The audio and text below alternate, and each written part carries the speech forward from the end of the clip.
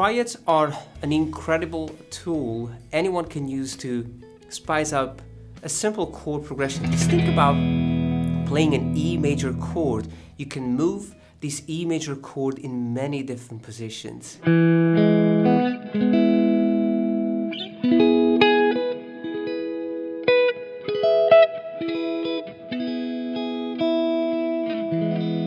A triad is basically a chord in its most simple form. You need 3 notes: the root note, the third, and the fifth. In the case of the E major chord, you need the root note E, major third G sharp, and perfect fifth, the note B. I'm playing these 3 notes on the 4th, 3rd, and 2nd string. 2, 1, 0. Now this is the E major triad in its root position because the E, the root note, is the lowest note in the triad. But of course we can also change the order of these notes and play the E major with the third on the bass. This is the first inversion. 6, 4, and 5. G sharp, B, and E. Still the same 3 notes that make up the E major chord, just in a different order. And of course, the E major with the fifth on the bass, B, E, and the G sharp.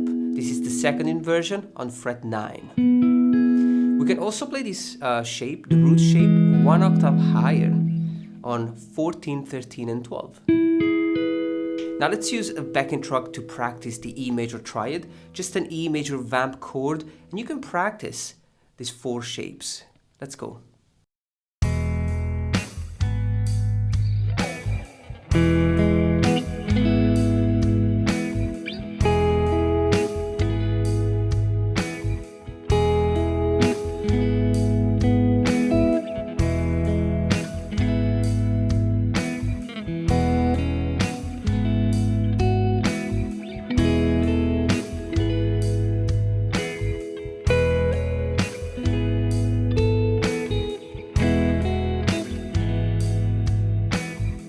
Now once you have that, you can do the same work on a different chord in the key of E major. For example, the A major chord,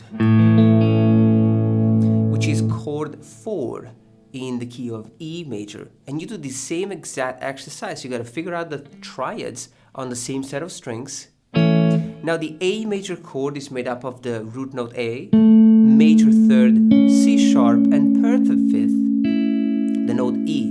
And this is already the root position, 7, 6, and 5. But I can also play the second inversion, so with the fifth on the bass, which is 2, 2, and 2. And also the first inversion, which is the triad with the third on the bass, 11, 9, and 10. Or 14, 14, 14. If we want to play this 1 octave higher. Now let's practice the A major triad using the backing track. It's just an A major vamp chord, and we're going to practice and play around with the triads.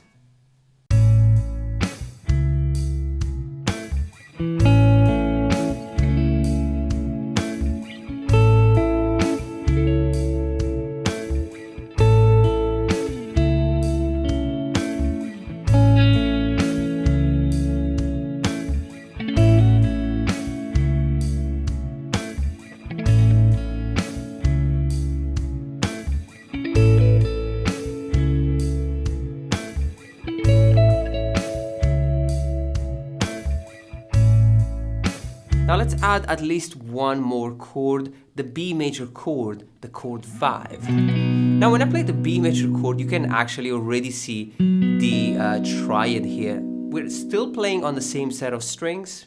And we have 4, 4, and 4. This is the B major triad in its second inversion. Now the B major is made up of the note B, root note, major third, the D sharp, and the fifth, the F sharp. Now this is the root position, which is 9, 8, and 7. Second inversion, which is 4, 4, and 4. And first inversion, which is 13, 11, and 12. I always try to memorize where the root note is found within each triad. So in this case, the root note is on the 3rd string, the root note is on the 4th string, and the root note is on the 2nd string. So the shapes are the same, just 3 shapes, but we change position based on the chord we want to play. Now let's practice the B major chord over a backing track.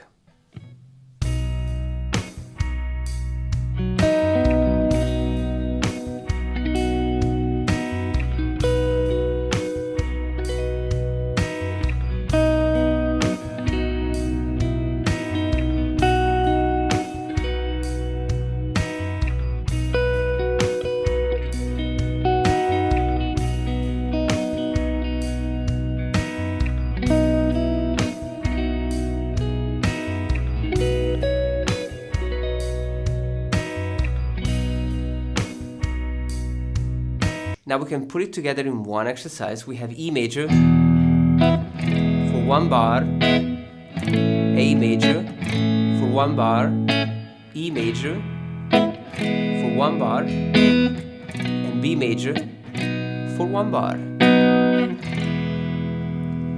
So this is the example.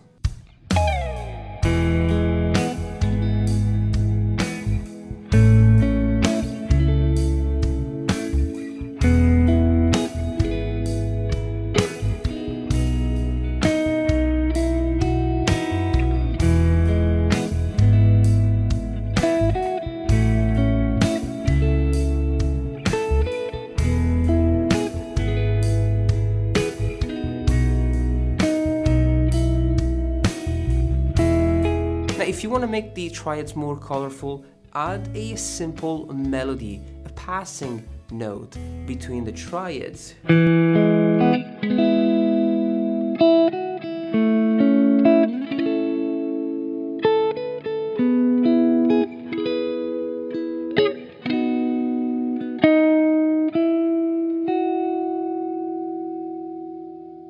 Honestly, you don't really need a lot. Just 1 note will be fine, and always play it based on the triad shape you are playing. So if you're playing this first inversion, you can add 1 additional note starting from the fret 5, the root note. So it's 5, 7, 5. Then you do the same thing for the A. 10, 12, and 10.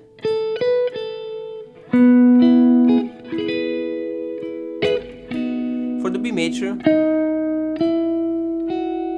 we're playing this beautiful melody. It's such a lovely thing to play. So B major, and then on the 3rd string, 8, 9, and 7 on the 2nd string.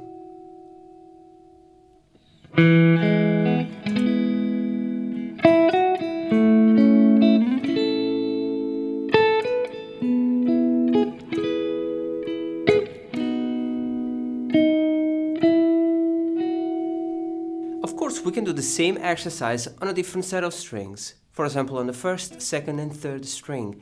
The process is the same. You start with a chord, the E major chord, you identify the notes. For example, E, G sharp, and B. And this is the E major triad in its root form. You also have it here, so it's 9, 9, and 7. You also have 2nd inversion with 4, 5, and 4. And you also have it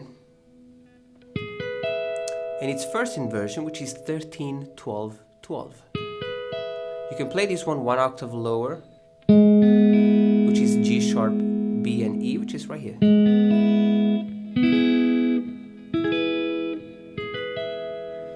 Now you can do the same exercise, just play the E major backing track with a vamp chord and you practice the triads. This is how we do it.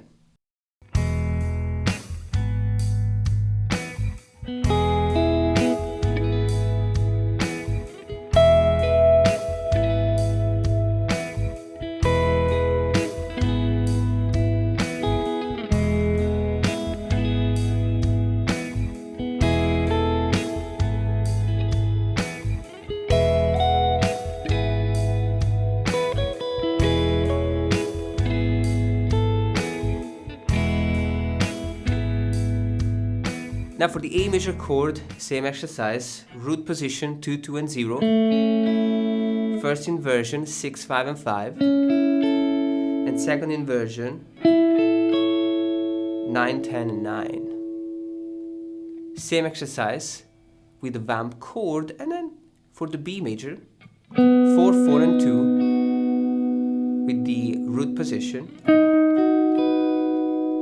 8, 7 and 7, first inversion, and 11, 12 and 11 for the second inversion.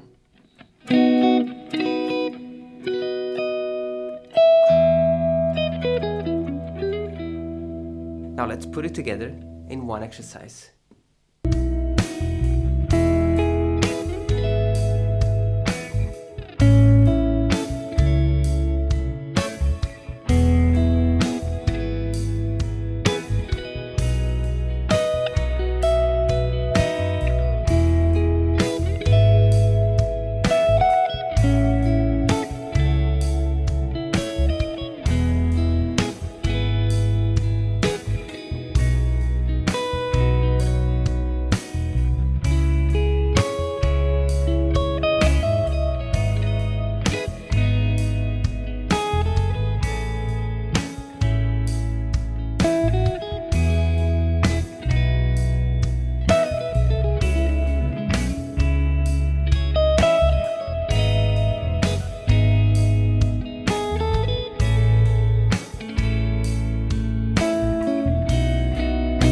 You can also do that with minor chords. At some point I was playing C sharp minor,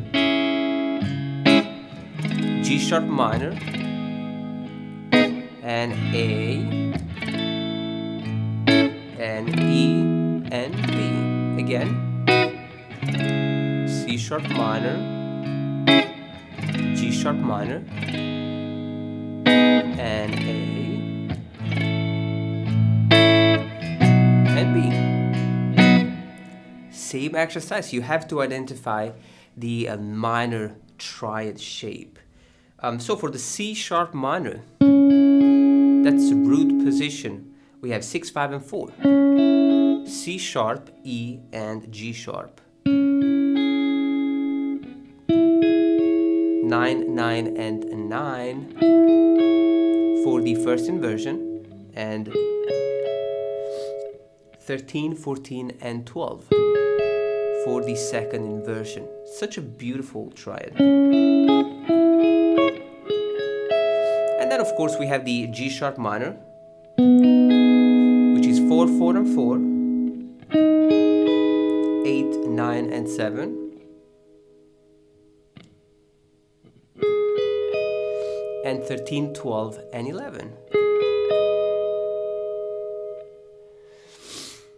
I hope you enjoyed this practical approach to triads. We worked on one key, on two set of strings, using a bunch of chords in the key of E major. Take it step by step, learn maybe one triad in many positions, and then add the second chord and then the third one.